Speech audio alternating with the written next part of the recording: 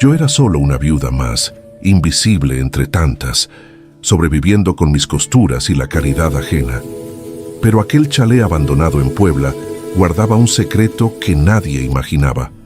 Un secreto enterrado tan profundo que cambiaría mi vida y la de todos los que me despreciaron.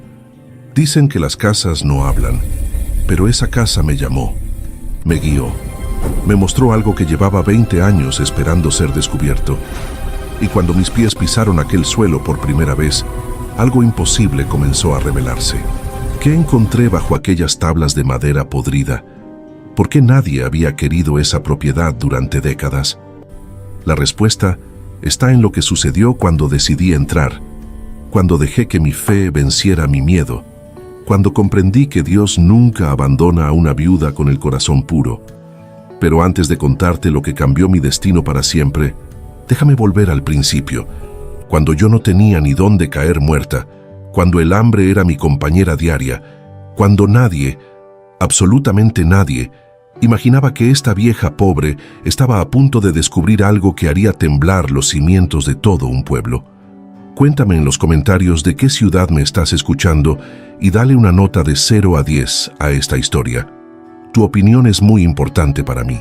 Había un chalet a las afueras de Puebla, en México, que todos conocían pero nadie se atrevía a tocar. Quedaba ahí, medio escondido entre arbustos secos y cercas de madera podrida, como una herida abierta en el paisaje. Las personas pasaban apuradas, desviando la mirada, como si aquel lugar cargara una maldición invisible. Yo misma, durante años, crucé aquella calle fingiendo que no veía, que no sentía el peso de aquellas paredes vacías. Pero el destino tiene sus planes, y a veces nos empuja exactamente hacia donde más resistimos ir. Decían que el chalet estaba abandonado hace más de 20 años, desde que el viejo don Ramiro murió sin dejar herederos conocidos. La casa era demasiado grande para estar tan vacía, con ventanas que parecían ojos muertos y un techo de tejas rojas medio derrumbado.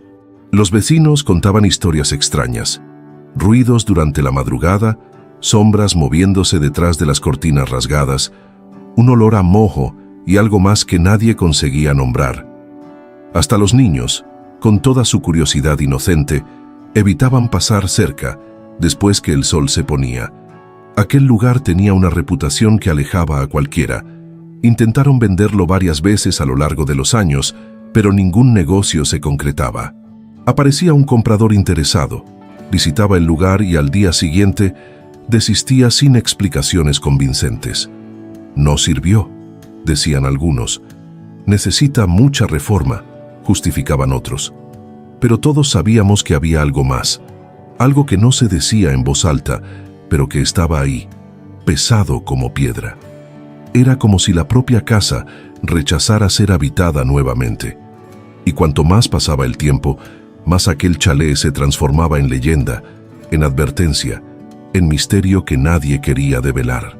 Yo era apenas Mercedes, una viuda de 64 años que apenas conseguía pagar el alquiler de un cuartito al fondo de la casa de doña Catalina.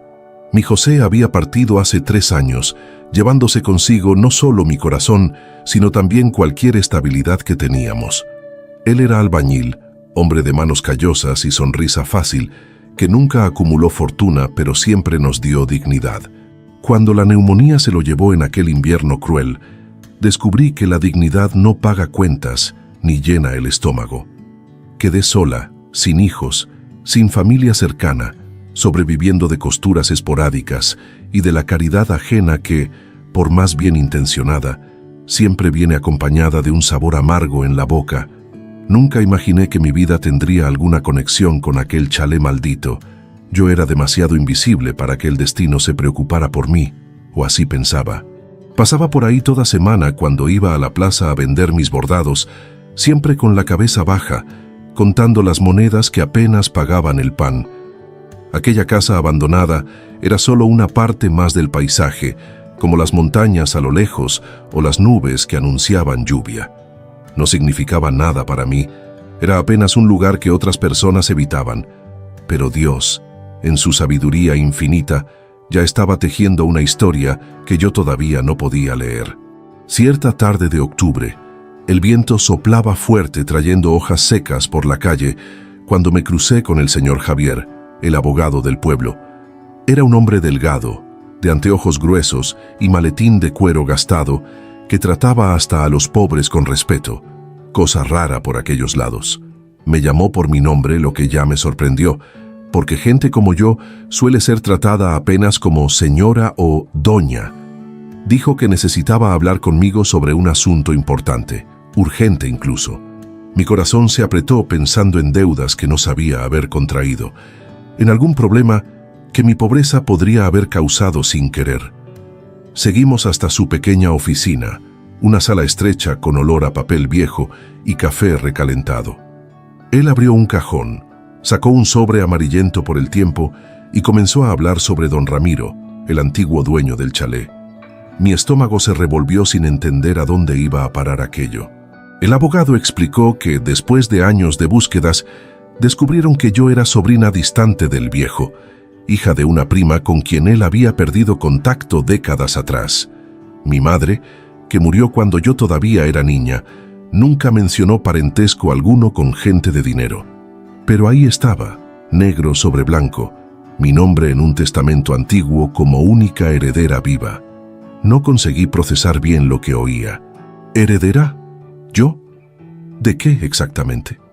El señor Javier me miró con una mezcla de lástima y curiosidad antes de decir las palabras que cambiarían todo.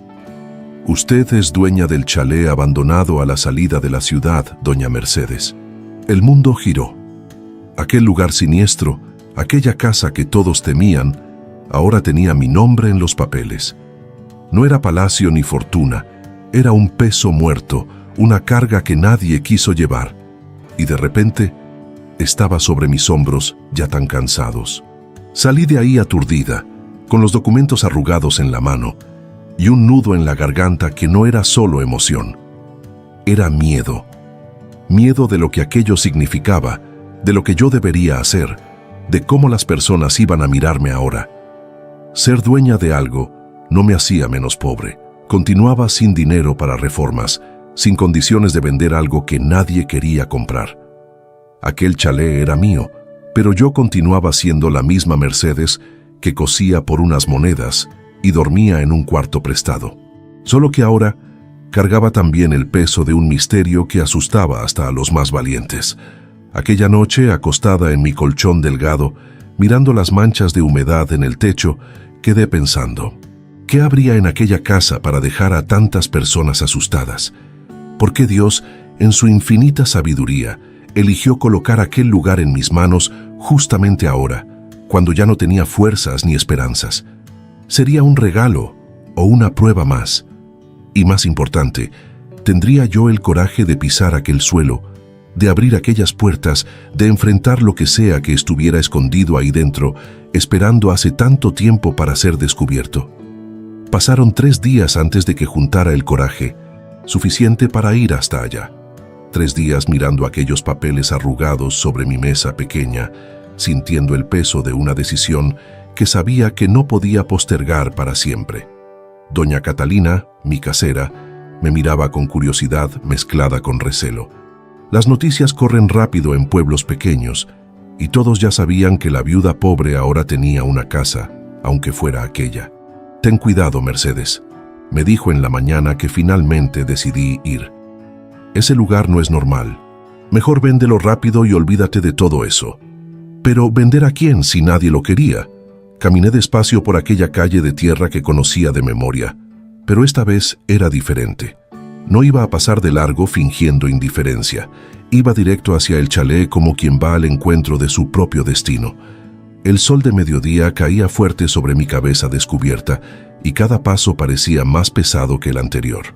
Llevaba en el bolsillo las llaves viejas que el señor Javier me había entregado, tan oxidadas que casi se deshacían entre mis dedos. Mi corazón latía tan fuerte que podía oírlo en mis oídos, mezclado con el crujir de las hojas secas bajo mis pies gastados.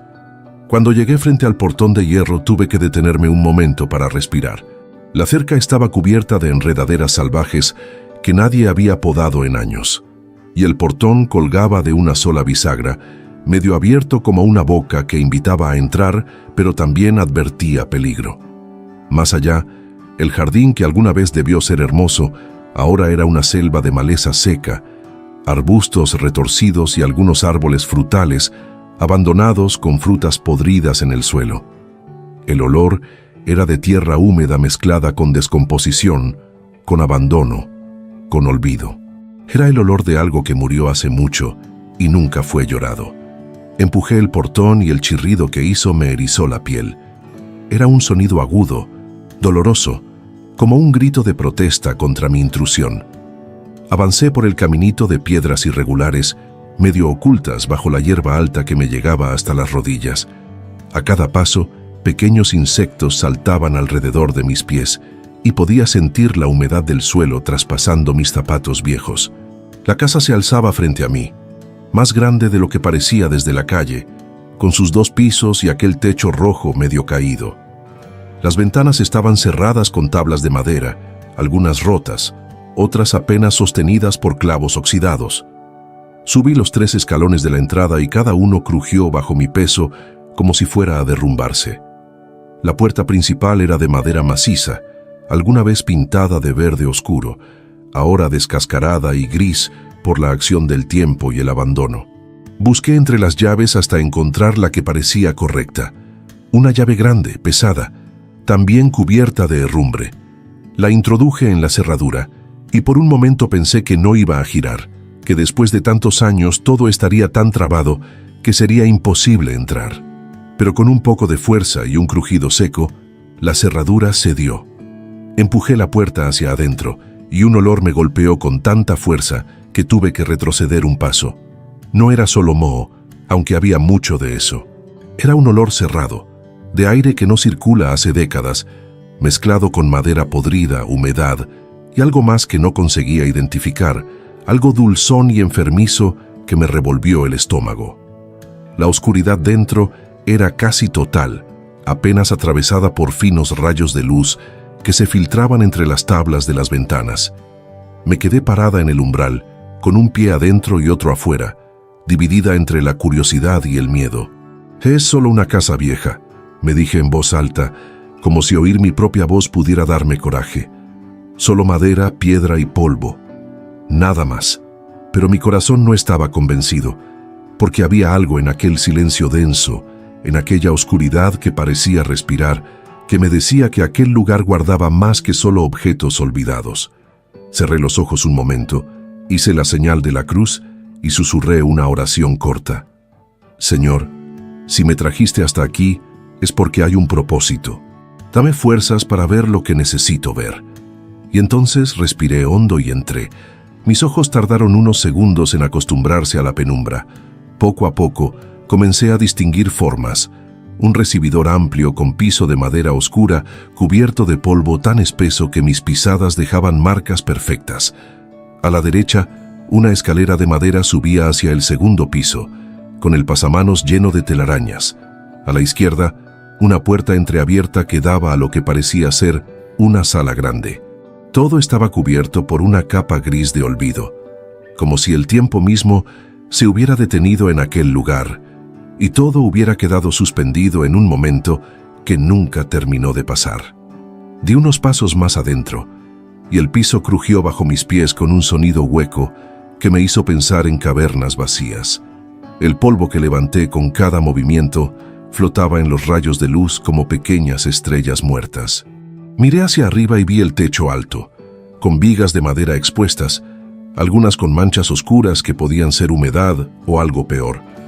Una lámpara de araña colgaba del centro, tan cubierta de polvo y telarañas que apenas se distinguía su forma original.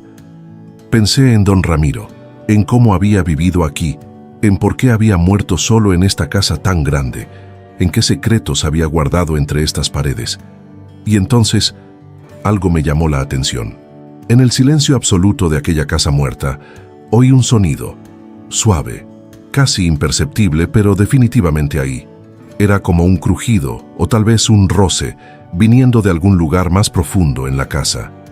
Me quedé inmóvil, conteniendo la respiración, escuchando. ¿Eran solo los sonidos naturales de una casa vieja asentándose? ¿O había algo más, algo vivo, algo que no quería que yo estuviera ahí? Mi mano buscó instintivamente el rosario que siempre llevaba en el bolsillo y apreté las cuentas gastadas mientras decidía si debía seguir adelante o salir corriendo y no volver nunca más. Decidí seguir adelante, aunque cada fibra de mi ser me gritaba que huyera. Empujé la puerta de la sala y entré en un espacio que alguna vez debió ser elegante. Había muebles cubiertos con sábanas blancas que el tiempo había tornado amarillentas y grises, como fantasmas silenciosos esperando en la oscuridad. Las paredes tenían un papel tapiz floreado que se despegaba en tiras largas, colgando como piel muerta. El olor aquí era aún más intenso, moho, polvo y ese dulzor enfermizo que me hacía pensar en frutas podridas, en cosas que deberían estar enterradas pero que seguían ahí, descomponiéndose lentamente. Me acerqué a una de las ventanas y arranqué con cuidado una de las tablas de madera. La luz del día entró de golpe, iluminando millones de partículas de polvo que bailaban en el aire. Pude ver mejor ahora. Un sofá antiguo, 2 sillones, una mesa de centro con patas talladas, todo cubierto de esa capa espesa de abandono. Sobre la repisa de la chimenea había fotografías en marcos oxidados, rostros borrosos que me miraban desde un pasado que yo no conocía. ¿Sería ese don Ramiro? ¿Aquella mujer a su lado sería su esposa? ¿Por qué había terminado solo, sin nadie que clamara esta herencia antes que yo? Las telarañas colgaban de cada esquina, de cada lámpara, formando cortinas delicadas y siniestras. Había tantas que me pregunté cuántas arañas debían habitar esta casa, cuántas generaciones de criaturas habían nacido y muerto en este espacio olvidado. El piso de madera estaba manchado en varios lugares, algunas manchas claras que parecían de agua, otras más oscuras que preferí no analizar demasiado. Caminé con cuidado, probando cada tabla antes de poner mi peso completo, porque algunas se veían tan podridas que temía que mi pie atravesara el suelo.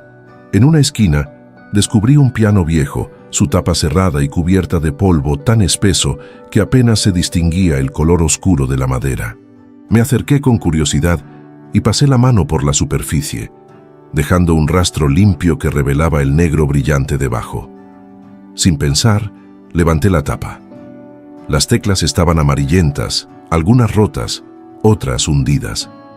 Presioné una con suavidad y el sonido que salió fue desafinado, fantasmal, como un gemido de algo que había olvidado cómo cantar. El sonido resonó en la sala vacía, multiplicándose en ecos que me erizaron la piel. Salí de la sala y exploré otros cuartos de la planta baja.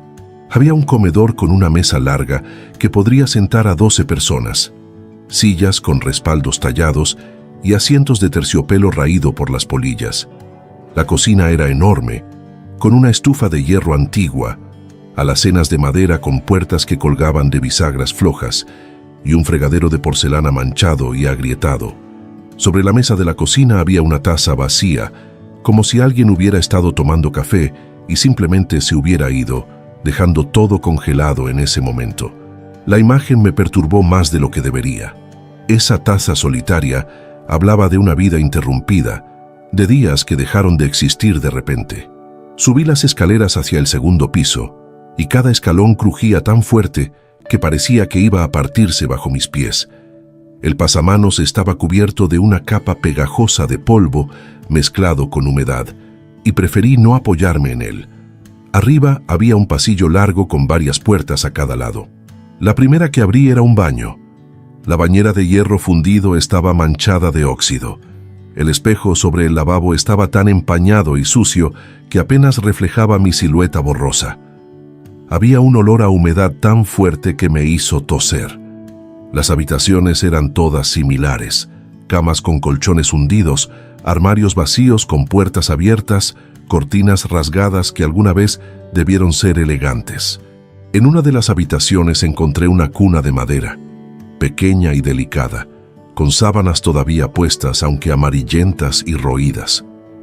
Mi corazón se apretó pensando en el bebé que alguna vez durmió ahí, preguntándome qué habría sido de él, si habría crecido feliz o si habría sufrido alguna tragedia en esta casa. Cada objeto que encontraba me contaba fragmentos de vidas que no conocí, de historias que murieron sin ser contadas. Al final del pasillo había una puerta diferente de las demás, más pesada, con una cerradura más elaborada. Intenté abrirla, pero estaba trabada. Busqué entre las llaves que el abogado me había dado y encontré una más pequeña, diferente de las otras. La introduje en la cerradura y giró con dificultad, haciendo un clic seco que resonó en el pasillo silencioso. Empujé la puerta y entré en lo que parecía haber sido un estudio. Había estantes con libros tan viejos que los lomos se deshacían, un escritorio grande con cajones, papeles amarillentos esparcidos por todas partes. Este cuarto estaba menos polvoriento que los demás, como si alguien hubiera pasado más tiempo aquí, como si este fuera el corazón de la casa. Me senté en la silla del escritorio y ésta chirrió bajo mi peso. Miré los papeles, cartas sin abrir, recibos antiguos, documentos que no entendía. Había una foto grande en un marco de plata sobre el escritorio. Don Ramiro más joven, sonriendo al lado de una mujer hermosa y una niña pequeña. Los tres parecían tan felices, tan llenos de vida. ¿Qué había pasado? ¿Dónde estaban ahora esa mujer y esa niña? ¿Por qué don Ramiro había terminado sus días solo en esta casa que ahora se caía a pedazos? Sentí una tristeza profunda mirando aquella foto, sintiendo el peso de todas las preguntas sin respuesta. Y entonces escuché de nuevo aquel sonido, más claro ahora, más cercano, un crujido que venía de abajo, del primer piso. No era el sonido natural de una casa vieja, era algo más deliberado, más pesado, como pasos. Mi respiración se detuvo. ¿Había alguien más en la casa? ¿Me había seguido alguien sin que me diera cuenta? O peor aún, ¿había alguien viviendo aquí en secreto, escondido entre las sombras de este lugar olvidado? Apreté el rosario en mi bolsillo y me quedé completamente quieta, escuchando, esperando, rezando para que solo fuera mi imaginación jugándome una mala pasada en medio de tanto miedo y tanta soledad. Me levanté de la silla del escritorio con cuidado, intentando no hacer ruido, aunque mis rodillas crujieron como ramas secas. El sonido de abajo había cesado, pero el silencio que quedó era aún peor. Un silencio expectante, como si la casa entera estuviera conteniendo la respiración conmigo. Salí del estudio y me asomé al pasillo, mirando hacia las escaleras que descendían a la oscuridad del primer piso. No había nadie visible, pero la sensación de ser observada me recorría la espalda como dedos helados. Es solo una casa vieja, me repetí, pero mi voz interior no sonaba muy convencida. Bajé las escaleras lentamente, pegada a la pared, cada crujido de los escalones sonando como un trueno en mis oídos. Cuando llegué al recibidor, todo parecía exactamente como lo había dejado. Mis huellas en el polvo todavía frescas, la puerta de entrada entreabierta, dejando pasar una línea de luz del exterior. Pero entonces noté algo que me heló la sangre. Había otras huellas en el polvo. No eran huellas de zapatos como las mías, sino marcas arrastradas, como si algo pesado hubiera sido movido recientemente. Y esas marcas no estaban ahí cuando entré. Lo sabía, lo recordaba perfectamente. Seguí las marcas con la mirada. Venían desde la sala y se dirigían hacia una puerta que no había explorado todavía, al otro lado del recibidor. Mi corazón latía tan fuerte que sentía que iba a saltar de mi pecho. ¿Debía investigar o debía salir corriendo? La curiosidad luchaba contra el miedo dentro de mí, y por alguna razón que no puedo explicar, la curiosidad ganó. Tal vez porque había pasado toda mi vida siendo cobarde, huyendo de todo, aceptando migajas. Tal vez porque esta casa era mía ahora, y no iba a dejar que el miedo me robara también esto. Me acerqué a aquella puerta y la abrí despacio. Era una escalera que bajaba a un sótano, oscura como la boca de un pozo. Un olor diferente subía desde allá abajo. Tierra húmeda, frío y algo más que no podía identificar. No había interruptor de luz visible, o si lo había, ya no funcionaba. Miré hacia la oscuridad y sentí que la oscuridad me devolvía la mirada.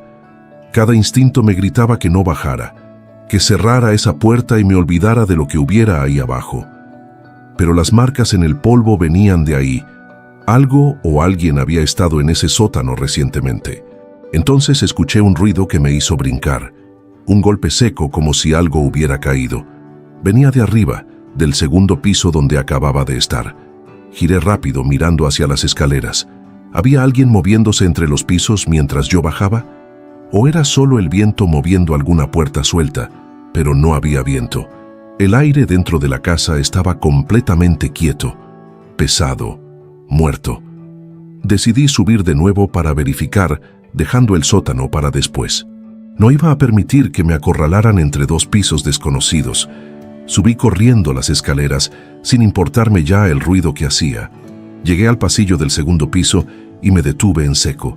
La puerta del estudio, que yo había dejado abierta, ahora estaba cerrada, completamente cerrada. Mi boca se secó. Sabía con absoluta certeza que la había dejado abierta. Me acerqué despacio, estiré la mano temblorosa y giré la manija. La puerta se abrió con un chirrido y todo estaba como lo había dejado. Los papeles en el escritorio, la foto en su lugar, los libros en los estantes. Pero entonces vi algo que no había visto antes, o que no estaba ahí antes. Sobre el escritorio, encima de todos los papeles viejos, había una llave. Una llave diferente de todas las que tenía, más antigua, más ornamentada, con un mango elaborado que parecía de bronce o cobre viejo. Estaba colocada exactamente en el centro del escritorio, sobre un espacio limpio de polvo, como si alguien la hubiera puesto ahí intencionalmente para que la viera. Mi mano tembló cuando la alcé. Era pesada, fría al tacto, y tenía grabados extraños en el mango, símbolos que no reconocía, tal vez letras de algún alfabeto antiguo o simplemente adornos sin significado. Giré lentamente, mirando a mi alrededor. ¿Quién está ahí?, pregunté en voz alta, y mi voz sonó pequeña y asustada en aquel espacio cerrado. Sé que hay alguien. Muéstrese, por favor. Silencio. Solo el silencio denso y expectante que había llenado esta casa desde que entré. Pero podía sentirlo. No estaba sola. Había una presencia aquí, invisible pero tangible, como una presión en el aire, como ojos observándome desde las sombras. No era necesariamente malévola, pero definitivamente era real, y quería que encontrara algo. ¿Pero qué? Entonces un pensamiento me vino a la mente tan claro como si alguien me lo hubiera susurrado al oído. El sótano. La llave era para algo en el sótano. Las marcas arrastradas en el polvo, el ruido que me había asustado, todo me estaba guiando hacia allá abajo. Alguien o algo quería que bajara a ese sótano.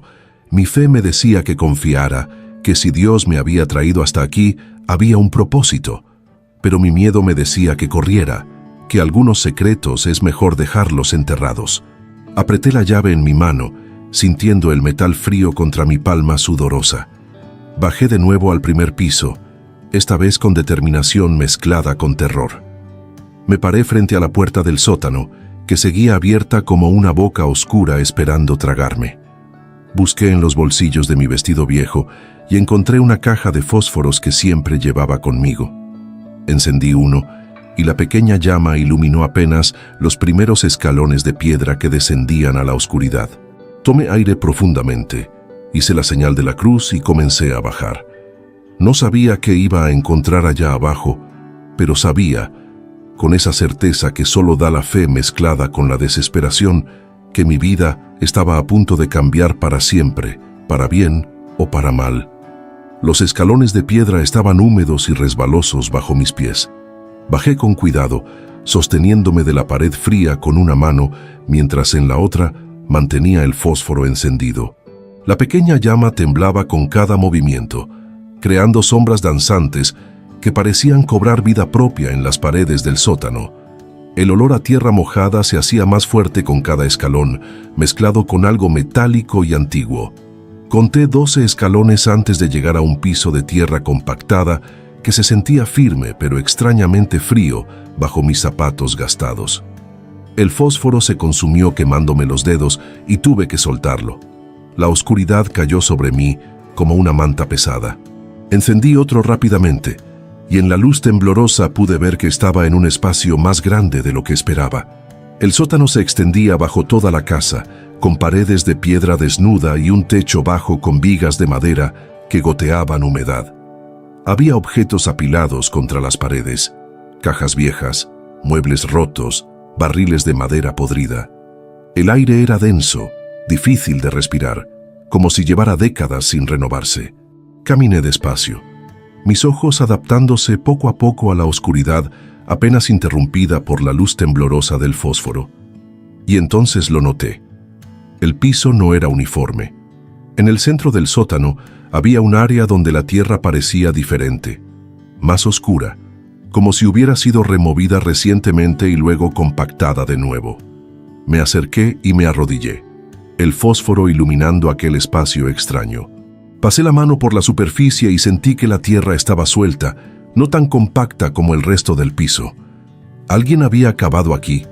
¿Y cuándo? ¿Hacía 20 años cuando don Ramiro murió? ¿O más recientemente? El fósforo se apagó de nuevo y maldije en voz baja. Había traído solo una caja pequeña y ya estaba usando demasiados. Encendí otro, quedaban apenas 3, y miré alrededor buscando algo que pudiera servirme de luz más permanente. En una esquina del sótano vi lo que parecía ser una lámpara de aceite antigua colgando de un gancho en la pared. Me acerqué con esperanza y la descolgué con cuidado.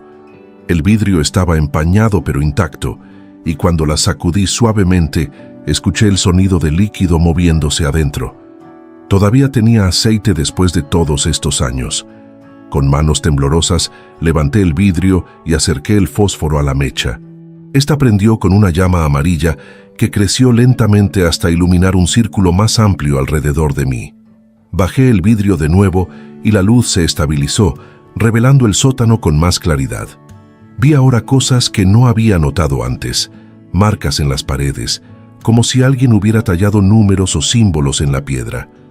Había manchas oscuras en algunos lugares del piso que preferí no examinar demasiado de cerca. Y en la pared del fondo, medio oculta detrás de unos barriles viejos, había una puerta de madera. Me acerqué a aquella puerta, moviendo los barriles con dificultad. Estaban más pesados de lo que parecían, llenos de algo que sonaba como piedras o metal cuando los empujaba. La puerta era pequeña, apenas más alta que yo, hecha de madera oscura reforzada con bandas de metal que estaban oxidadas pero todavía firmes. Había una cerradura en el centro, antigua y elaborada, con un ojo de llave que parecía exactamente del tamaño de la llave que había encontrado arriba en el escritorio. Mi corazón comenzó a latir más rápido. Saqué la llave de mi bolsillo y la sostuve frente a la cerradura. Encajaba perfectamente. La introduje despacio, sintiendo cómo los dientes de la llave encontraban su lugar en el mecanismo interno. Giré esperando resistencia después de tantos años, pero para mi sorpresa, la llave giró suavemente, como si la cerradura hubiera sido aceitada recientemente. Escuché el clic metálico de los pernos moviéndose, y la puerta se abrió apenas una rendija, liberando un aire aún más frío y húmedo que el del sótano. ¿Qué había detrás de esa puerta? ¿Otra habitación? ¿Un túnel? ¿Una cripta? Empujé la puerta completamente y levanté la lámpara para ver adentro. Era un cuarto pequeño, no más grande que mi habitación alquilada en casa de doña Catalina. Pero a diferencia del sótano, este cuarto tenía piso de piedra, no de tierra. Y en el centro del piso, claramente visible incluso bajo la capa de polvo, había una trampilla de madera con un anillo de metal para levantarla. Mis manos comenzaron a temblar tanto que casi dejo caer la lámpara. Una trampilla dentro de un cuarto secreto, dentro del sótano de una casa abandonada. Esto era más que extraño, esto era imposible. ¿Qué necesidad tenía alguien de esconder algo tan profundamente? Dejé la lámpara en el suelo y me acerqué a la trampilla. El anillo de metal estaba frío y cubierto de óxido, pero cuando lo agarré con ambas manos, sentí que estaba firme. Tiré hacia arriba con toda mi fuerza. Las bisagras chirriaron protestando, pero la trampilla se levantó revelando un agujero negro que descendía más profundo todavía. Acerqué la lámpara al borde y miré hacia abajo. Había una escalera de metal que bajaba hacia la oscuridad, desapareciendo más allá de donde la luz alcanzaba. El aire que subía de ahí era glacial, con un olor que no era solo humedad, sino algo más. algo viejo, algo escondido, algo prohibido. Y entonces, desde abajo, desde ese agujero negro que se hundía en las entrañas de la tierra, escuché el sonido más perturbador de todos. No era el viento, porque no había corriente de aire. No eran ratas, porque era demasiado regular. Era como un golpeteo rítmico, metálico, como si alguien o algo estuviera golpeando tubos de metal con un objeto pesado. Tap, tap, tap. El sonido subía desde la oscuridad como una invitación o una advertencia. Mi mente me gritaba que corriera, que saliera de esta casa maldita y nunca volviera. Pero algo más fuerte que el miedo, la curiosidad, el destino o tal vez la mano invisible de Dios, me empujaba a seguir adelante, a descubrir qué era lo que esta casa había guardado en secreto durante tanto tiempo, esperando que alguien como yo fuera lo suficientemente valiente o desesperada como para encontrarlo. Tomé la lámpara con mano temblorosa y comencé a descender por aquella escalera de metal. Cada escalón sonaba hueco bajo mis pies, y el eco se multiplicaba en aquel espacio estrecho. El golpeteo rítmico había cesado cuando empecé a bajar, como si lo que fuera que estaba ahí abajo supiera que yo venía y ahora esperaba en silencio. La escalera era más larga de lo que imaginé. Conté 23 escalones antes de llegar a un piso sólido. Estaba tan profundo bajo la tierra que el silencio era absoluto, tan denso que podía sentirlo presionando contra mis oídos. Levanté la lámpara y lo que vi me dejó sin respiración. Era una cámara subterránea, excavada en la roca viva, con paredes y techo de piedra tan perfectamente tallados que parecían obra de profesionales. El espacio era del tamaño de una habitación pequeña y contra las paredes había estantes de metal, algunos oxidados pero todavía firmes, y sobre esos estantes, mi Dios, sobre esos estantes había cosas que no podía creer que estuvieran reales. Cajas de madera con sellos antiguos, cofres de metal con cerraduras elaboradas, y sobre todo pilas y pilas de lo que parecían ser billetes viejos y monedas. Me acerqué despacio, como si aquello fuera un espejismo que podría desaparecer si me movía muy rápido. Tomé uno de los billetes. Estaba amarillento, quebradizo, pero claramente real. Era un billete antiguo de pesos mexicanos, de una denominación que ya no existía, con la imagen de algún héroe de la revolución que no reconocí. Había cientos, miles de estos billetes apilados en cajas de madera. Revisé las monedas. Algunas eran de plata, otras de oro, todas antiguas, todas con ese peso y brillo que me decía que eran genuinas. Don Ramiro había escondido una fortuna aquí abajo. ¿Pero por qué? ¿Y de dónde había salido todo este dinero? Abrí uno de los cofres de metal con manos temblorosas. Dentro había joyas, collares de perlas, aretes de oro con incrustaciones de piedras que brillaban a la luz de la lámpara, anillos con diamantes que parecían pequeñas estrellas. Algunas piezas eran hermosas, delicadas, claramente hechas para una mujer de alta sociedad. Recordé la foto que había visto arriba, don Ramiro con aquella mujer hermosa y la niña. ¿Estas joyas habían sido de ella? ¿Por qué estaban escondidas aquí en lugar de ser usadas o vendidas? ¿Qué tragedia había llevado a que todo esto terminara enterrado en las profundidades de la tierra? Pero eso no era todo. En el fondo de la cámara, cubierto parcialmente por una lona vieja, había algo más grande. Moví la lona y descubrí más cofres, estos más grandes y pesados. Los abrí uno por uno y cada vez mi asombro crecía. Documentos, escrituras de propiedades, títulos de terrenos, certificados de acciones de compañías que tal vez ya no existían o tal vez valían fortunas. Había un documento que parecía ser el título de una hacienda en el estado de Oaxaca. Otro era la escritura de un edificio comercial en la Ciudad de México. Don Ramiro no solo había acumulado dinero y joyas, sino que había sido dueño de propiedades, de negocios, de un imperio que nadie sabía que existía. Mi mente luchaba por procesar lo que estaba viendo. Yo, Mercedes, la viuda pobre que no tenía ni para comprar un pedazo de pan sin contar las monedas 3 veces, estaba parada en medio de una fortuna escondida. Era heredera no solo de una casa abandonada, sino de todo esto.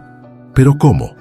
¿Por qué don Ramiro había escondido todo esto en lugar de usarlo, venderlo, disfrutarlo? Y más importante aún, ¿qué iba a hacer yo ahora con este descubrimiento? No podía simplemente subir estas cajas a la calle sin llamar la atención. No podía ir al banco con billetes antiguos y joyas sin levantar sospechas. Me senté en el piso frío de piedra, la lámpara a mi lado, rodeada de toda esa riqueza que parecía irreal. Las lágrimas comenzaron a correr por mis mejillas, no solo de alegría, sino de confusión, de miedo, de la enormidad de lo que había encontrado. ¿Por qué yo, Señor?, susurré en la oscuridad. ¿Por qué pusiste todo esto en mis manos? No soy nadie. No sé qué hacer con esto, no merezco esto. Pero incluso mientras lloraba, una parte de mí sabía que esto no era casualidad. Dios no comete errores. Si me había llevado hasta aquí, si había permitido que encontrara este tesoro escondido, era porque tenía un plan para mí. Entonces, mis ojos cayeron sobre algo que había pasado por alto antes. Un sobre de papel grueso, sellado con lacre rojo, apoyado contra uno de los cofres. Estaba dirigido a quien encuentre esto, en una caligrafía elegante y antigua. Mi corazón latió más fuerte. Lo tomé con cuidado y rompí el sello. Dentro había una carta, escrita con la misma caligrafía cuidadosa. Acerqué la lámpara y comencé a leer. Si estás leyendo esto, decía la carta, significa que has encontrado mi secreto.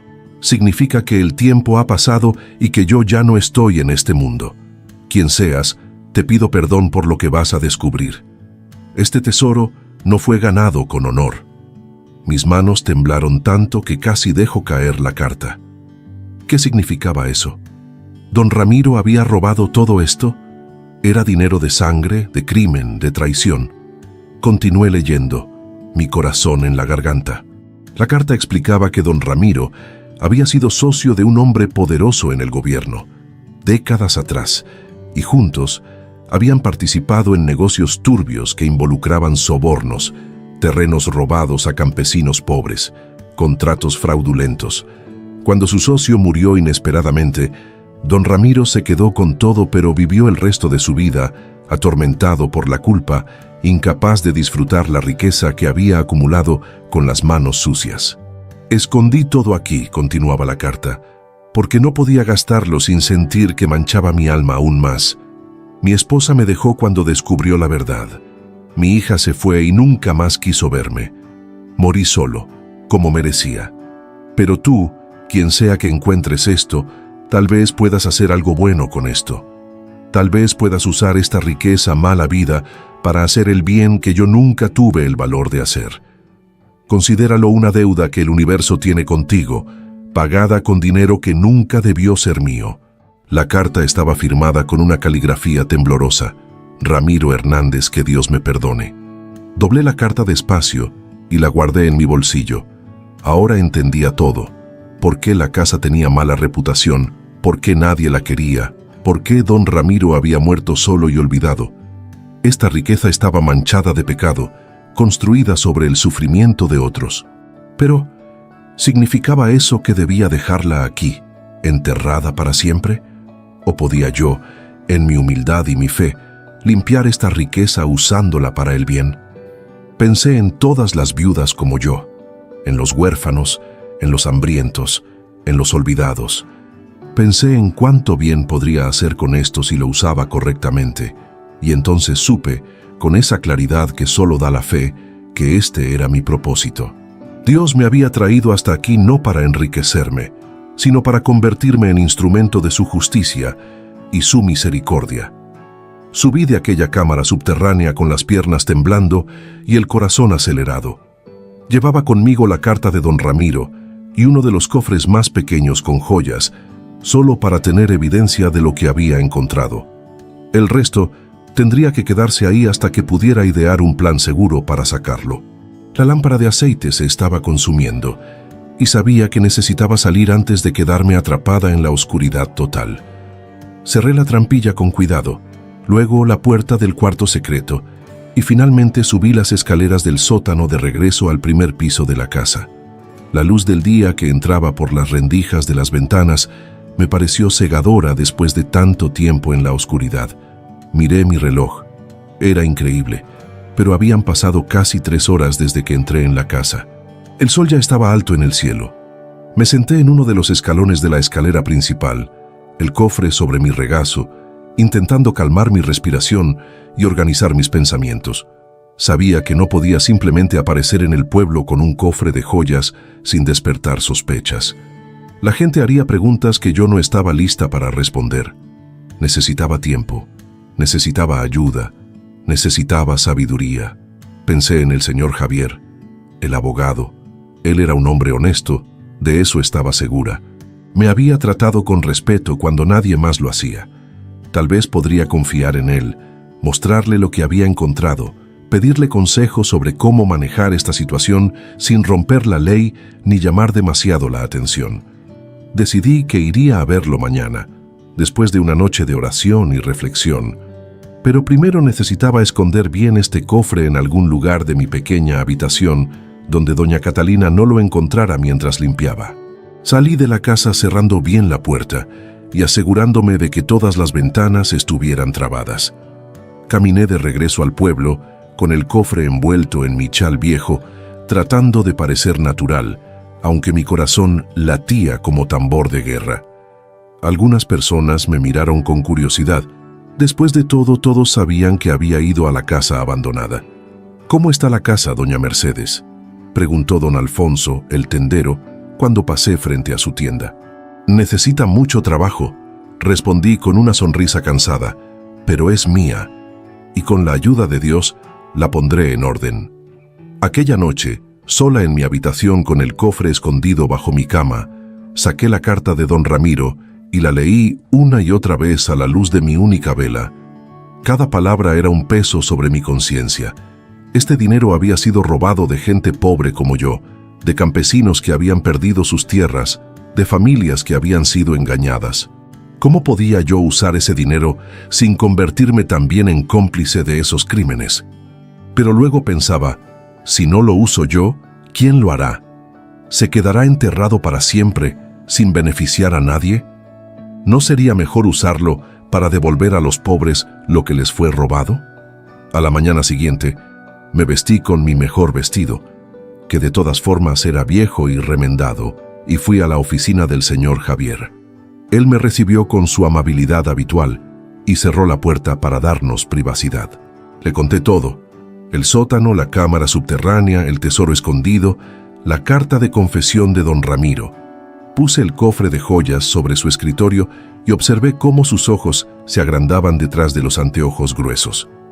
«Santísima Virgen», susurró, tocando las joyas con dedos temblorosos.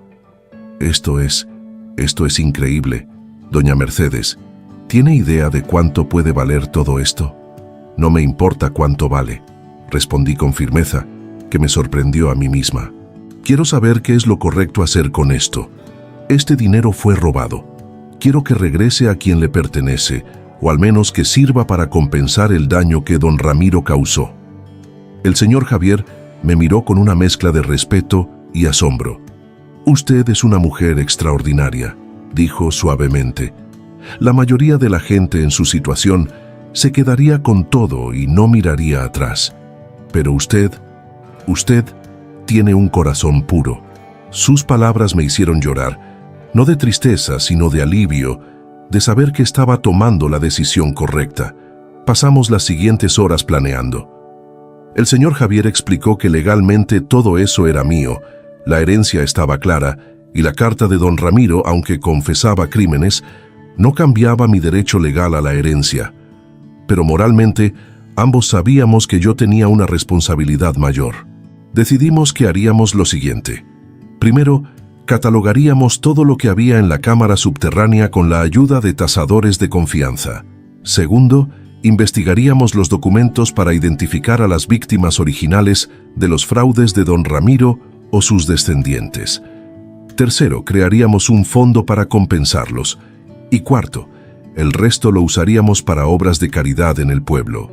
Un hogar para ancianos, becas para niños pobres, un comedor comunitario. «Pero doña Mercedes», dijo el señor Javier con preocupación, «usted es pobre. Tiene derecho a quedarse con una parte para su propia subsistencia. Nadie la juzgaría por eso. Negué con la cabeza.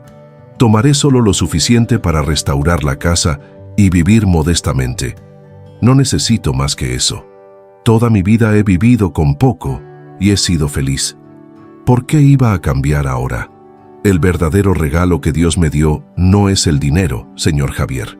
Es la oportunidad de hacer algo bueno, de limpiar el nombre manchado de un hombre muerto y de ayudar a los que sufren como yo sufrí. Ese es mi verdadero tesoro.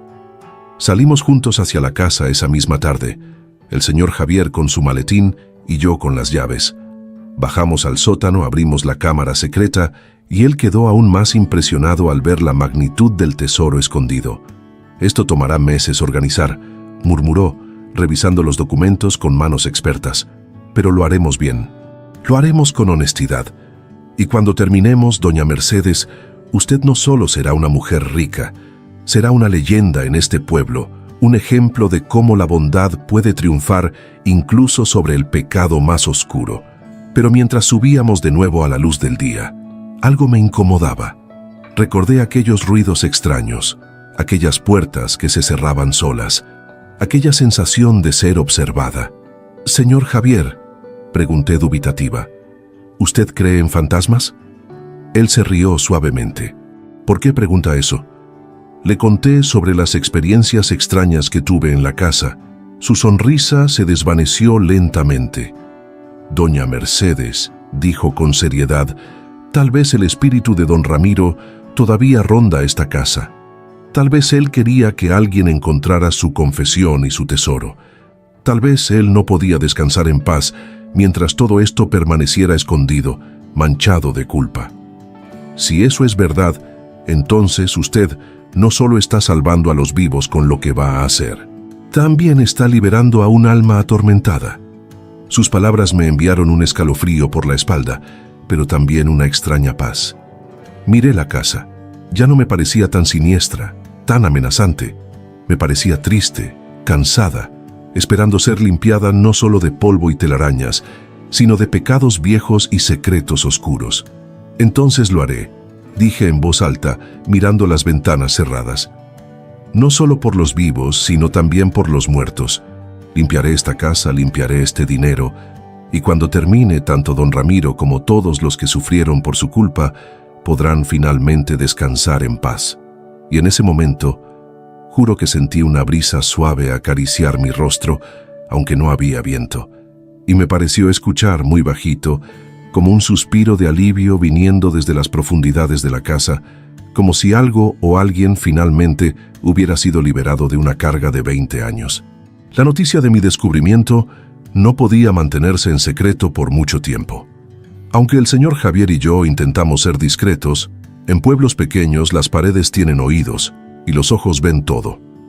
Pronto empezaron los rumores, que la viuda pobre había encontrado un tesoro en la casa maldita, que había oro enterrado, que don Ramiro había sido un ladrón.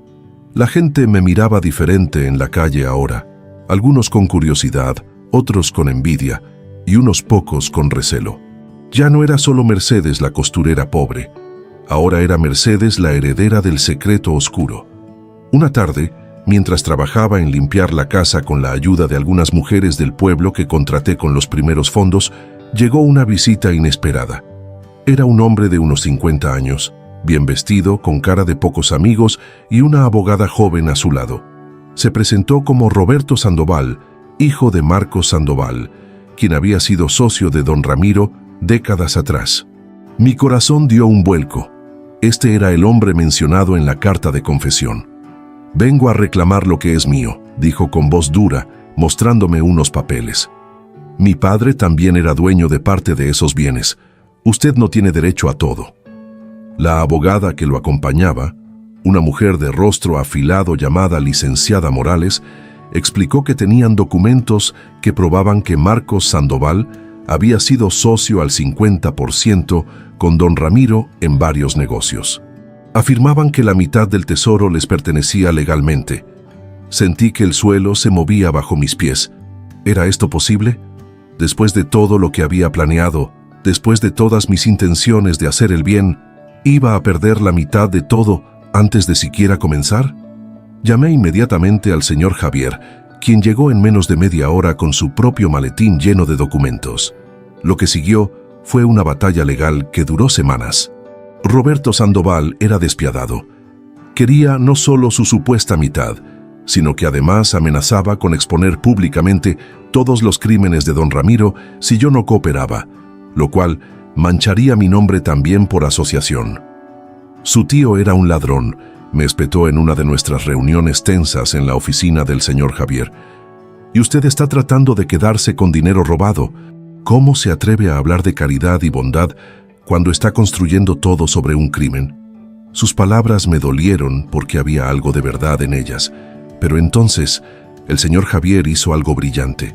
Investigó a fondo el pasado de Marcos Sandoval y descubrió que, a diferencia de don Ramiro, quien había guardado su parte con culpa, Marcos había gastado todo su dinero mal habido en lujos, en mujeres, en juegos de azar. Había muerto sin un peso y en desgracia, dejando a su familia en la ruina. Los documentos que Roberto presentaba como prueba de la sociedad eran válidos, sí, pero solo se aplicaban a los bienes adquiridos durante el período de la sociedad, no al dinero personal que don Ramiro había ahorrado después de que la sociedad se disolvió. Y la mayor parte del tesoro en la cámara subterránea databa de después de esa disolución. Más aún, el señor Javier encontró registros que mostraban que don Ramiro había comprado la parte de Marcos cuando la sociedad se disolvió, pagándole una suma considerable que Marcos había malgastado inmediatamente. Había recibos, había testigos todavía vivos que recordaban la transacción. Roberto Sandoval no tenía derecho a nada. Su padre ya había recibido su parte y la había dilapidado. Cuando confrontamos a Roberto con esta evidencia, su rostro se puso rojo de ira. «Esto no se va a quedar así», gritó. «Voy a exponerlos a ambos. Todo el pueblo sabrá que son cómplices de un ladrón». Y cumplió su amenaza. Fue a los periódicos, a las radios locales, contando la historia con su propia versión. Que don Ramiro y su padre habían robado a campesinos pobres, que yo estaba ocultando ese dinero sucio, que el señor Javier era cómplice de encubrimiento. De repente, mi nombre estaba en todos lados, y no de la manera que había esperado. La gente comenzó a tratarme con desconfianza. ¿Es verdad que su tío era un ladrón?, me preguntaban en la plaza. ¿Va a devolver el dinero a las familias que sufrieron? Los murmullos me seguían a todas partes, y cada mirada se sentía como un juicio. Fue el momento más oscuro de todo este proceso. Me sentaba sola en la casa, ahora medio limpia pero todavía llena de sombras del pasado, y lloraba preguntándome si había hecho lo correcto. Tal vez debí dejar todo enterrado. Tal vez Dios nunca quiso que yo encontrara esto. Tal vez era solo una prueba para ver si podía resistir la tentación, y yo había fallado. Doña Catalina, mi antigua casera, vino a visitarme una noche.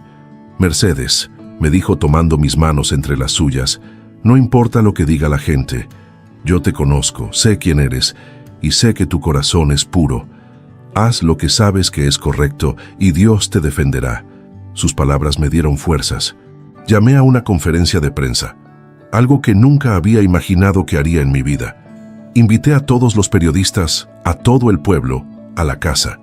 Y ahí, frente a todos, conté la verdad completa. Mostré la carta de confesión de don Ramiro. Expliqué mis planes de crear un fondo de compensación para las víctimas identificables y de usar el resto para obras de caridad. Anuncié que yo solo tomaría lo mínimo para vivir modestamente. «No soy responsable de los pecados de mi tío», dije con voz que temblaba pero se mantenía firme. «Pero sí soy responsable de lo que hago con lo que él dejó. Y elijo hacer el bien». El silencio que siguió fue absoluto. Luego, desde el fondo de la multitud, alguien comenzó a aplaudir. Era don Alfonso, el tendero. Otros se unieron. Pronto, toda la plaza resonaba con aplausos. Roberto Sandoval, que había venido esperando verme humillada, se fue furioso sin decir palabra. Después de eso, las cosas cambiaron. La gente empezó a apoyarme abiertamente. Familias que habían perdido tierras décadas atrás vinieron con documentos antiguos y pudimos compensar a algunas de ellas. Las que no pudimos compensar directamente, recibieron ayuda a través del fondo de caridad que establecimos, y lo más hermoso de todo fue ver cómo la casa comenzó a transformarse. Con parte del dinero, contraté trabajadores para restaurarla completamente. Nuevo techo, ventanas reparadas, paredes pintadas, jardines revividos. La casa que todos habían temido se convirtió en un centro comunitario. El primer piso se transformó en un comedor para ancianos pobres. El segundo piso, en una biblioteca y sala de estudio para niños del pueblo. Y el sótano, aquella cámara oscura donde todo había estado escondido, se selló permanentemente, pero no antes de que un sacerdote viniera a bendecirlo, a liberar cualquier espíritu que pudiera estar atrapado ahí, a limpiar el espacio de toda la energía negativa acumulada. El día que inauguramos el centro comunitario, con toda la plaza llena de gente celebrando, miré hacia las ventanas limpias y brillantes de la casa y sentí una paz profunda.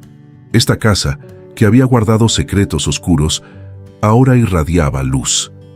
Este dinero, que había sido manchado por el pecado, ahora alimentaba bocas hambrientas y educaba mentes jóvenes.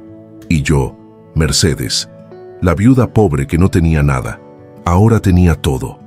No riqueza material, sino algo mucho más valioso: el amor y respeto de mi comunidad, la certeza de estar haciendo la voluntad de Dios y la paz de saber que había convertido una maldición en bendición. Los meses que siguieron a la inauguración del centro comunitario fueron un torbellino de cambios, no solo para mí, sino para todo el pueblo de Puebla. El comedor para ancianos servía 3 comidas al día a más de 50 personas mayores que antes pasaban hambre.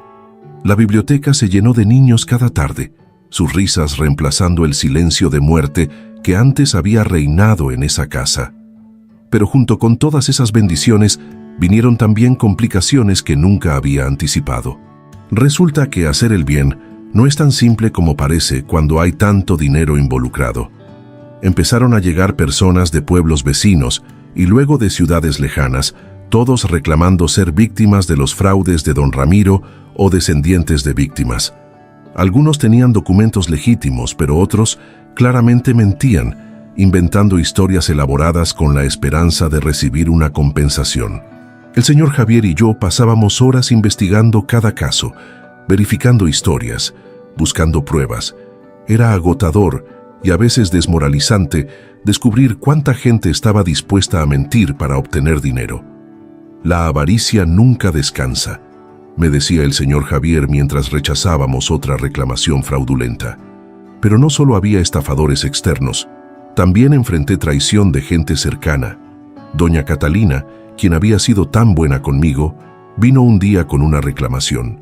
Decía que su abuelo había perdido una parcela de tierra en un negocio con don Ramiro hace 60 años.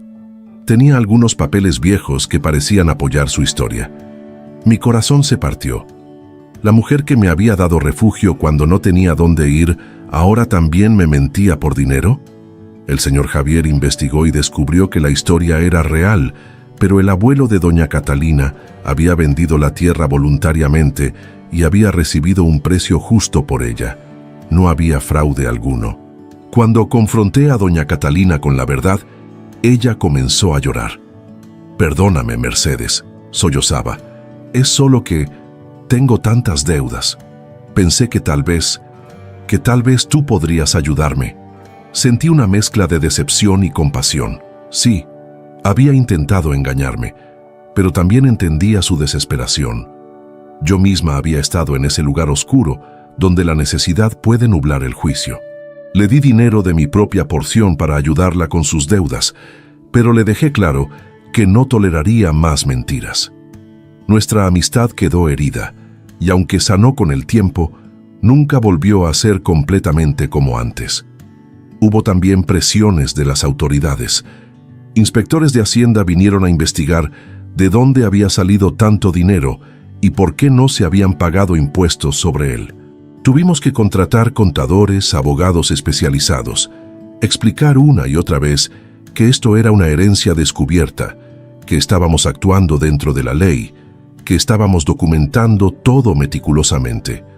Pagamos los impuestos correspondientes, lo cual redujo considerablemente la cantidad disponible para obras de caridad, pero era lo correcto hacer.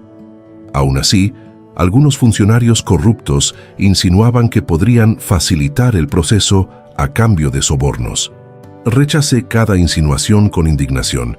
No iba a manchar este dinero más de lo que ya estaba, pero las consecuencias no fueron todas negativas ni externas.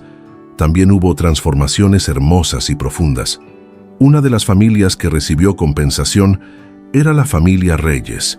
Habían perdido una hacienda completa debido a documentos falsificados por don Ramiro 40 años atrás. El señor Javier encontró los papeles originales en la cámara subterránea, y con eso pudimos probar legalmente que la hacienda debía ser devuelta a ellos. Cuando le entregamos las escrituras originales a la matriarca de la familia, doña Rosa, una anciana de 80 años que nunca pensó que vería justicia en vida, su rostro se iluminó de tal manera que todos los presentes lloramos con ella. «Gracias, Dios mío», repetía entre sollozos. «Gracias por no olvidar a esta vieja». Esos momentos de justicia restaurada hacían que todo el sufrimiento valiera la pena. Ver cómo familias que habían cargado resentimiento por generaciones finalmente encontraban paz. Ver cómo el nombre de don Ramiro, que había sido sinónimo de deshonestidad, comenzaba a ser recordado de manera diferente, no por sus crímenes, sino por la restitución que su dinero estaba logrando después de su muerte. Tal vez don Ramiro no fue completamente malvado, me dijo una tarde el padre Miguel, el párroco del pueblo. Tal vez su conciencia culpable lo llevó a esconder todo eso, esperando que algún día alguien honesto lo encontrara y corrigiera sus errores. En cierto modo, usted es su redención, doña Mercedes. Sus palabras me hicieron pensar en las experiencias extrañas que tuve en la casa. Las puertas que se cerraban solas, los ruidos, esa sensación de ser guiada hacia el sótano. Desde que comenzamos las obras de caridad, esas manifestaciones habían cesado completamente. La casa ya no sentía pesada ni opresiva. Era como si el espíritu de don Ramiro finalmente hubiera encontrado paz al ver que su confesión había sido escuchada y que sus errores estaban siendo corregidos. Un día, mientras caminaba sola por los pasillos ahora llenos de luz, susurré: «Descansa en paz, tío Ramiro. Hice lo que pude con lo que dejaste. Espero que donde estés ahora, sepas que fuiste perdonado». También hubo consecuencias en mi propia vida que nunca anticipé. Hombres del pueblo, viudos y solteros, comenzaron a mostrar interés romántico en mí de manera súbita. Hombres que antes nunca me habían mirado 2 veces, ahora aparecían en mi puerta con flores, con invitaciones, con halagos. Me dolía reconocerlo, pero sabía que no era por mí. Era por el dinero, por la influencia que ahora tenía. Rechacé a todos con cortesía, pero con firmeza. Mi José había sido el amor de mi vida, y ninguna cantidad de dinero iba a hacerme traicionar su memoria con un matrimonio de conveniencia. Pero hubo una conexión que sí floreció de manera genuina. María, una joven madre soltera de 25 años que venía regularmente al comedor con sus 2 hijos pequeños, se convirtió en mi amiga cercana y eventualmente en mi ayudante en la gestión del centro comunitario. Ella tenía una historia similar a la mía. Había sido abandonada por el padre de sus hijos, luchaba por sobrevivir, pero nunca había perdido su dignidad ni su fe.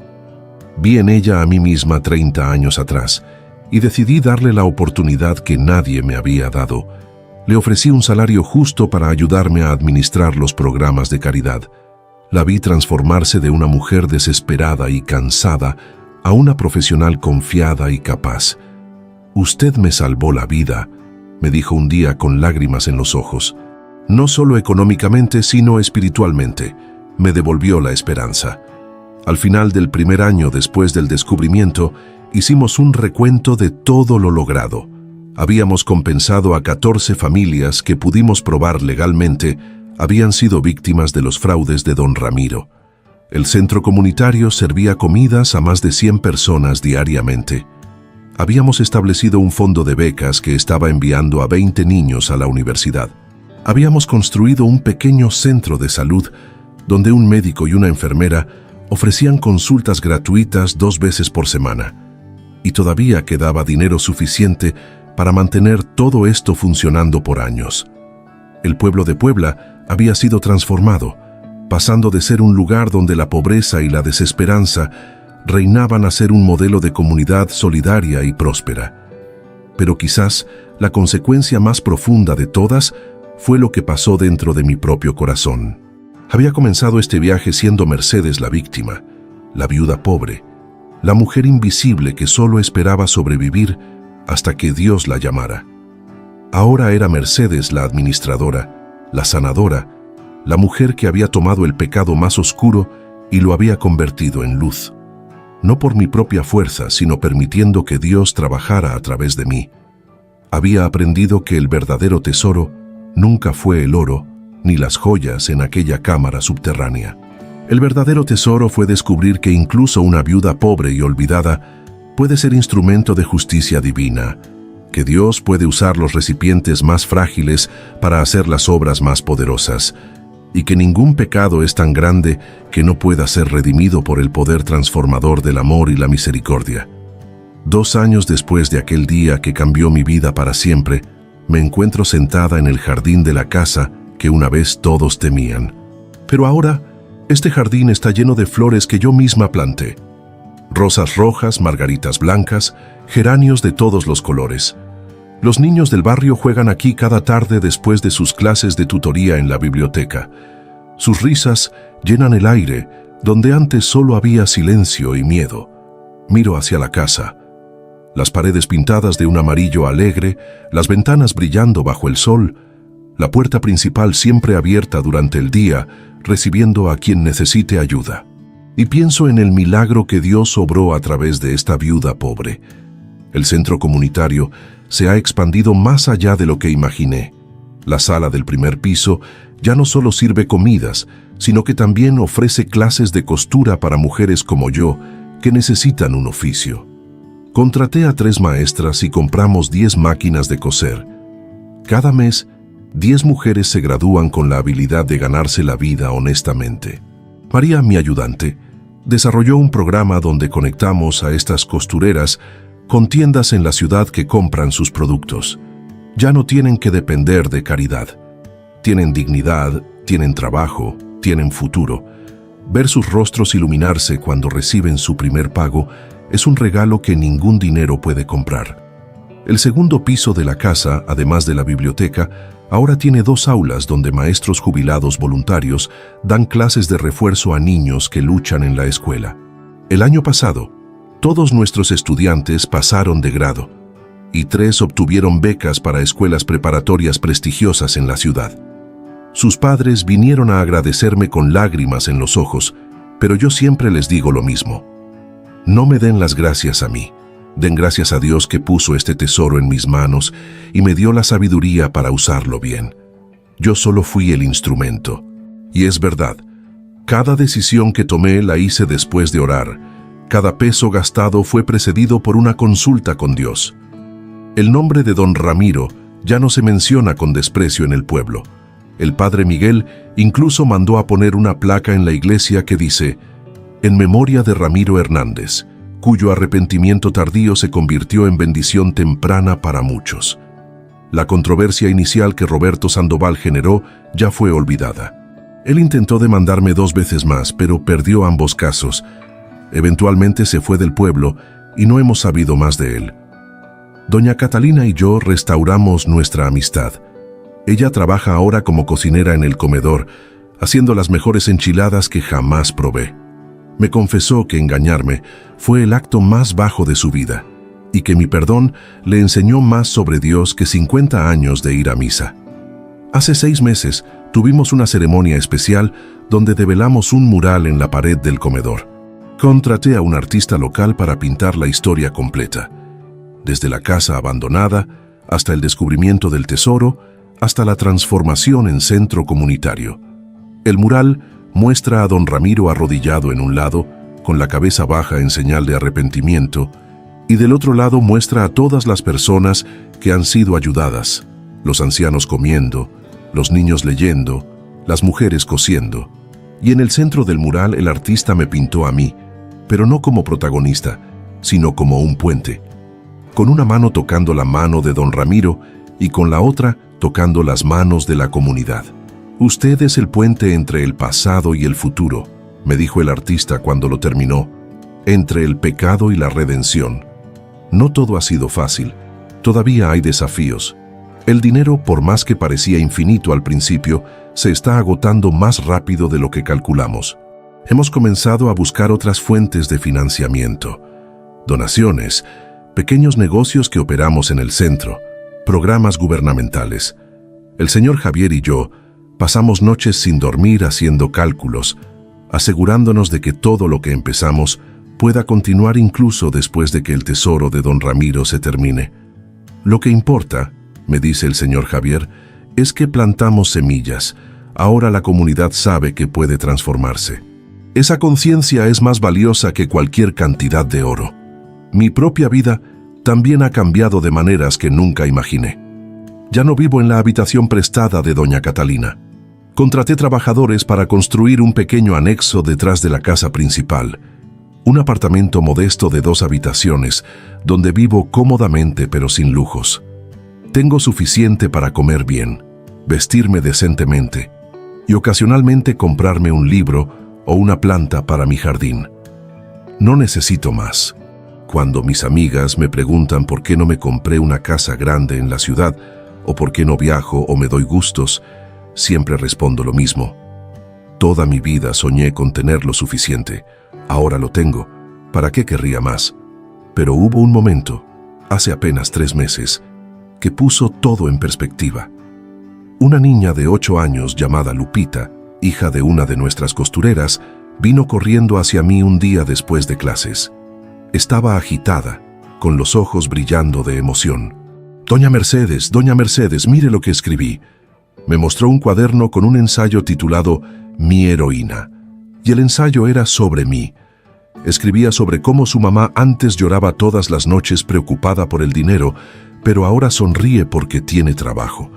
Escribía sobre cómo ella antes no tenía libros para leer, pero ahora la biblioteca está llena de ellos. Escribía sobre cómo, cuando sea grande, quiere ser como yo, ayudar a la gente, hacer del mundo un lugar mejor. Me eché a llorar ahí mismo, en medio del jardín, con aquella niña mirándome confundida sin entender por qué su ensayo me había hecho llorar. «¿Está triste, doña Mercedes?». ¿Dije algo malo? Negué con la cabeza y la abracé fuerte. «No, mi niña. Lloro porque soy la persona más feliz del mundo. Lloro porque Dios me mostró que mi vida sí tuvo un propósito. Lloro porque tú y todos los niños como tú son mi verdadero tesoro. No las joyas que encontré en el sótano, sino las sonrisas en sus rostros y los sueños en sus corazones». Y era verdad. Cada lágrima que caía era una lágrima de gratitud, de asombro ante lo que Dios puede hacer con tan poco. Ahora, mientras el sol se pone sobre Puebla, pintando el cielo de naranja y rosa, me quedo aquí en este jardín que antes era un monte de maleza. Pienso en aquella Mercedes de hace 2 años, asustada, pobre, sin esperanza, que entró a esta casa temblando de miedo. Y miro a la Mercedes de hoy. No rica pero tampoco pobre, no poderosa pero tampoco débil, no perfecta pero perdonada, no sola porque está rodeada de una comunidad que la ama. El chalet que nadie quería se ha convertido en el corazón del pueblo. Y yo, la viuda que nadie veía, me he convertido en testimonio vivo de que Dios nunca abandona a sus hijos. ¿Fue todo perfecto? No. ¿Cometí errores en el camino? Muchos. Habría momentos en que dudé y quise rendirme. Incontables. Pero Dios no nos pide perfección, nos pide fe. Nos pide que confiemos incluso cuando no entendemos. Nos pide que seamos instrumentos de su voluntad incluso cuando nos sentimos inadecuados. Y si esta viuda pobre, ignorante, sin educación formal, sin conexiones ni poder, pudo ser usada para transformar vidas, ¿qué excusa tiene alguien más para no intentarlo? Cada uno de nosotros tiene un tesoro escondido dentro, no de oro ni joyas, sino de amor, de bondad, de capacidad para hacer el bien. Solo necesitamos el coraje de pisar en el suelo de nuestra propia vida y descubrir lo imposible que espera ser revelado. Miro hacia las ventanas iluminadas de la casa donde los ancianos están terminando su cena, donde los niños están cerrando sus libros después de estudiar, donde María está organizando las actividades del día siguiente, y susurro una oración de gratitud. Gracias, Señor, por este chalé que nadie quería. Gracias por la viuda pobre que soy.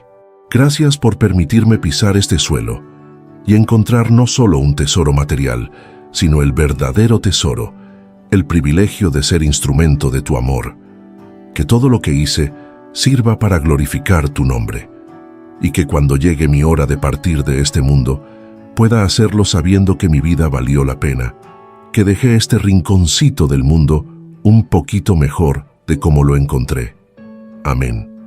Y así, mientras las estrellas comienzan a aparecer en el cielo nocturno, cierro los ojos y sonrío, porque sé que mañana habrá nuevos desafíos, nuevas personas que ayudar, nuevas decisiones difíciles que tomar, pero también sé que no lo enfrentaré sola. Dios, que me trajo hasta aquí, que me guió a través de la oscuridad de aquel sótano hacia la luz de la redención, continuará guiándome. El chalé que era símbolo de miedo se ha convertido en símbolo de esperanza. La viuda pobre se ha convertido en guardiana de sueños. Y el secreto que estuvo enterrado por 20 años ahora alimenta, educa, sana y transforma. Esto exactamente es lo que sucede cuando una viuda pobre pisa en el suelo de su destino y permite que Dios haga lo imposible. Hoy, mientras el sol ilumina este jardín que planté con mis propias manos, me doy cuenta de que el verdadero tesoro nunca fue el oro ni las joyas escondidas bajo el suelo. El verdadero tesoro fue descubrir que Dios puede usar a la más pobre, a la más olvidada, a la más invisible de sus hijas para transformar el dolor en esperanza, el pecado en redención y la oscuridad en luz. ¿Cuántas veces en tu vida has sentido que no vales nada, que tu situación es desesperada, que nadie te ve ni te valora? Yo también estuve ahí. Yo también creí que mi vida había terminado cuando enterré a mi José, pero Dios tenía otros planes, planes que yo no podía ver, caminos que yo no podía imaginar, bendiciones escondidas esperando el momento perfecto para revelarse. ¿Te has preguntado alguna vez qué secretos guarda tu propia vida? ¿Qué tesoros están enterrados en tus experiencias de dolor, en tus momentos más oscuros, en esas situaciones que creías maldiciones, pero que Dios está preparando para convertir en bendiciones? A veces, solo necesitas el coraje de pisar ese suelo difícil, de abrir esa puerta que da miedo, de confiar cuando todo te dice que huyas. Dios nunca abandona a quien tiene fe y dignidad. Las mayores bendiciones vienen cuando menos las esperamos. La humildad siempre es recompensada. No importa cuánto hayas sufrido, no importa cuánto te hayan despreciado, no importa cuán pobre o invisible te sientas ahora mismo. Tu historia todavía no ha terminado. Dios está escribiendo capítulos que tú todavía no puedes leer. Déjame tu reflexión en los comentarios. ¿Has vivido alguna vez un momento donde Dios transformó tu dolor en bendición? ¿Qué situación difícil estás enfrentando ahora que podría ser el inicio de tu propio milagro? Comparte tu historia, porque nunca sabes quién necesita escucharla para recuperar su esperanza. Y si esta historia tocó tu corazón, si te hizo sentir que no estás sola, que Dios tiene un plan incluso para los momentos más oscuros, te pido que te suscribas a este canal y actives la campanita, porque todavía tengo muchas historias más que contarte. Historias de mujeres como tú y como yo, que descubrieron que la fe puede mover montañas, que la dignidad vale más que el oro y que Dios siempre tiene la última palabra. Recuerda, cuando todo parezca perdido, cuando sientas que pisas tierra seca y muerta, tal vez justo bajo tus pies está el milagro que has estado esperando. Solo necesitas fe para descubrirlo. Que Dios bendiga tu camino, hermana. Nos vemos en la próxima historia.